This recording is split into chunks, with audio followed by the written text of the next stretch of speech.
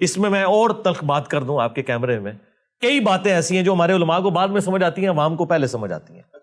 مثلا اسپیکر میں نماز یہ کہتے تھے شیطانی آواز ہے. احمد بریلوی نے بھی فتویٰ دیا، اشرف تھانوی دیوبندی نے بھی فتویٰ دیا، دونوں نے. جی دونوں کے فتاویٰ موجود ہیں.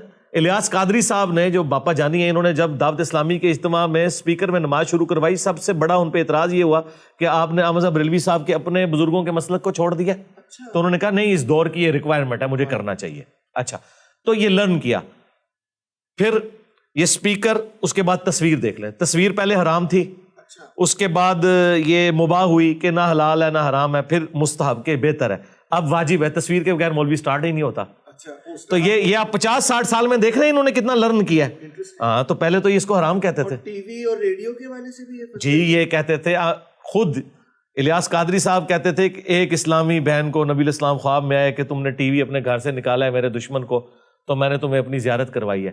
آج وہی دعوت اسلامی ہے، ان کی مساجد کے اندر بڑے ٹی وی لگے ہوئے ہیں اور اس پہ مدنی چینل چل رہا ہے.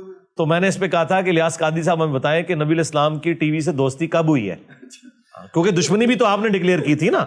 ہاں، آپ نے ڈکلیئر کی تھی نا کہ ٹی وی سے فی نفس ہی دشمنی تھی. ٹھیک ہے، اگر صرف اسلامک چینل کی بات تھی، اسلامی چیزوں کی تھی، تو اس وقت تو آپ نے یہ تفریق نہیں کی، آپ نے کہا یہ ہونا نہیں چاہیے. ٹھیک ہے، اور اس وقت آپ نے عوام کے اندر یہ اس کو دشمن کے طور پر پریزنٹ کیا. تو عوام کو بعض اوقات چیزیں پہلے سمجھ آتی ہیں، علماء کو بعد میں. کیونکہ علماء کے لیے سب سے آسان ہوتا ہے کہ سب سے پہلے کہتے ہیں نہیں ہے جائز کوئی نہیں. نو کہنا آسان ہے. کیوں؟ وہ اس لیے کہ اس سے ایک ہلچل مچے گی نا. ہاں، ہلچل مچے گی. ہاں جی امپورٹنس ملے گی. انہوں نے فتویٰ دے دیا ہے کہ یہ جائز نہیں ہے. ٹھیک ہے، اور جو کسی بات کے اوپر جائز کا فتویٰ دیتے ہیں نا، اس کے اوپر ہنگامہ یہ کھڑا ہوتا ہے کہ یہ واجب القتل ہو چکا ہے. اور جو نجائز کے اوپر فتوے دیتے ہیں ان کی عزت ہوتی ہے کہ جی وہ مفتی صاحب نے کیا ہے جائز نہیں، بچ کے رویو جی، چین والی کڑی نہیں پانی. ہاں ٹھیک ہے، لیکن اگر کوئی بات کہہ دے نہیں جائز ہے یار، یہ وہ چیز نہیں ہے، کہتے ہیں گستاخ ہو گیا، دیکھو انہوں نے اسلام دا. اس لیے وہ علماء نے مزاج بھی ایسا بنایا کہ نہ کہنے میں ان کی عافیت ہے. احمد بریلوی نے سٹارٹ میں یہ کہا تھا یہ جو اینک لگانا ہے نا یہ یہود و نصارہ کا طریقہ ہے. اندازہ کریں. ہاں، اور بعد میں پھر ظاہر ہے ان کی جو تصویر ہمارے پاس ہے اس میں انہوں نے خود بھی اینک لگائی ہوئی تھی. ٹھیک ہے، تو جو چیزیں مذہبی ایکٹیویٹیز نہیں تھی انہوں نے ان کو مذہب بنا کے. یہ ابھی بھی آپ دیکھیں کتنے آرتھوڈاکس قسم کے لوگ ہیں، وہ کہتے ہیں ٹیبل اور کرسی پہ بیٹھ کے کھانا یہود و نصارہ کا طریقہ ہے.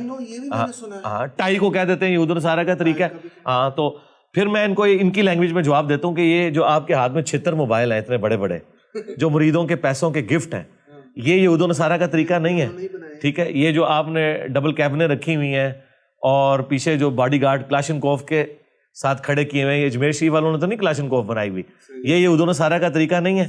ٹھیک ہے، تو ساری فیسلٹیز خود اویل کر رہے ہیں، ہمیں ان چکروں میں ڈالتے ہیں. وہ ہے مذہبی ایکٹیویٹی کو آپ نے فالو نہیں کرنا.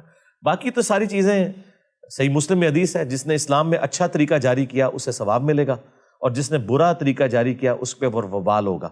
تو یہ ایک حدیث ان پرنسپل ہے کہ آپ کوئی بھی اسلام میں اچھا طریقہ جاری کر سکتے ہیں. سب سے بڑا اچھا طریقہ یہ ہے کہ امام بخاری امام مسلم نے احادیث کو ریٹن فارم میں لے کے آئے. یہ کام حضرت ابو بکر عمر نے نہیں کیا، انہیں ٹائم ہی نہیں ملا. پلس وہ خود سراپا سنت تھے، لوگ ان کو دیکھ کے دین لرن کرتے تھے. لیکن جب ہم سٹیبل ہوئے ہیں تو ہمیں اندازہ ہوا کہ نہیں یار ریٹن ریکارڈ ہونا چاہیے. اب یہ ہے وہ چیز جو صحابہ تابعین نے نہیں کی اور امام بخاری امام مسلم نے کی ہے. یہ وہ تھنک آؤٹ آف باکس ہے جو آپ کہہ رہے تھے نا کہ اس دور کے تقاضوں کو دیکھنا ہے. تو آج ہم نے اس میں ویلیو ایڈیشن دیکھی ہے کہ سعودی عرب نے باقاعدہ سافٹ ویئر مکتبۃ شاملہ بنا دیا ہے. وہ لاکھوں، ابھی یہ مولانا صاحب جو کہہ رہے تھے 25 لاکھ کی میں نے کتابیں خریدی ہیں. ہاں، وہ فری آ سکتی ہیں. تو یہ جو برکات ہیں یہ اس دور کی ہیں نا. اور صرف نہ آ سکتی ہیں بلکہ آپ حدیث کو سرچ کریں، ایک کلک کے اوپر سرچ ہو جائے گی. جو کئی دنوں میں لوگ کہتے تھے بڑے دن میں حدیث ڈھونڈی ہے، ایک کلک کے اوپر یوں آ جاتی ہے. جی ایسے مل جاتی ہیں.